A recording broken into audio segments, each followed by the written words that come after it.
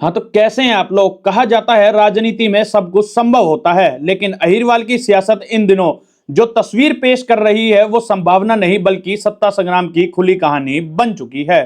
कड़ाके की ठंड के बीच भी अहिरवाल का सियासी पारा लगातार ऊपर चढ़ता नजर आ रहा है और इसकी वजह है एक के बाद आ रहे चौंकाने वाले बयान।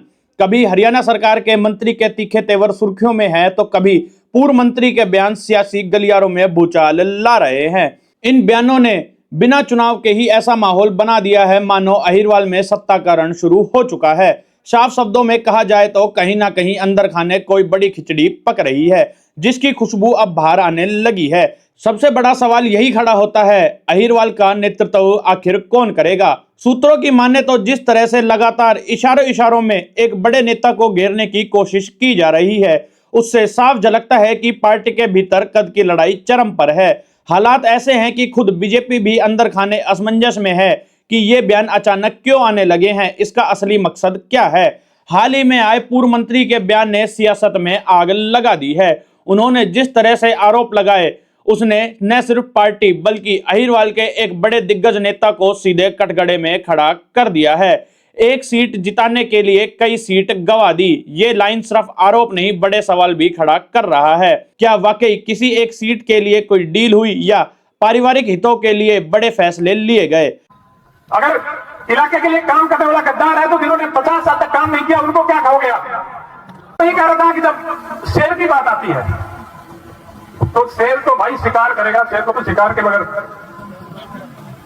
तसल्ली नहीं होती और शिकार करेगा तो अपने पराये उसके लिए कुछ नहीं है। अब अहिरवाल की राजनीति पर नजर फैला के देखिए कितने लोगों का शिकार इन बब्बर शेरों ने किया। पर भाई ये तो बताओ कि इतने साल में आपको 50 साल से जिताते आ रहे हैं वो सारे पद मिले हैं, आपने इलाके के लिए गिराने के लिए तो बताओ कि मैंने ये किया है। पार्टी के उम्मीदवार को जिताने से बढ़ती है, हराने से बढ़ती है। आप पार्टी के उम्मीदवार को तो हराने लगते हो, उनको हराते हो और फिर कहते हो हमने हवा बनाई। और फिर हवा बनाने वालों की बात सुनो, हवा बनाने वाले एक विधानसभा जीतने के लिए 3 विधानसभाओं को दांव पे लगा रखा था। महेंद्रगढ़, नारनौल और नागरचौली में सबको पता है, उसकी जांच की जरूरत नहीं है।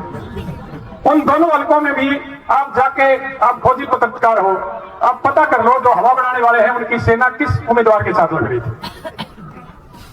सारे के सारे अपने सेनापतियों को कांग्रेस के उम्मीदवारों के साथ लगा रखा था क्योंकि वो कांग्रेस के उम्मीदवार उनको अकेली में मदद कर रहे थे। आज हालात ये है कि महेंद्रगढ़ से गुरुग्राम तक अहिरवाल की राजनीति किसी भी तरह से शांत नहीं है। अंदर खाने चल रही खामोशी अब टूट चुकी है और वर्चस्व की जंग खुलकर सामने आने लगी है। सीएम पद के वादों से लेकर विकास के दावों तक हर मुद्दे पर सवाल उठने लगे हैं। अब सबकी नजर एक ही सवाल पर टिकी है, क्या अहिरवाल को मिलेगा नया सरदार या यही जंग बीजेपी के लिए सबसे बड़ी चुनौती बनती जाएगी। सियासत गर्मा चुकी है और आने वाले दिन और भी चौंकाने वाले हो सकते हैं।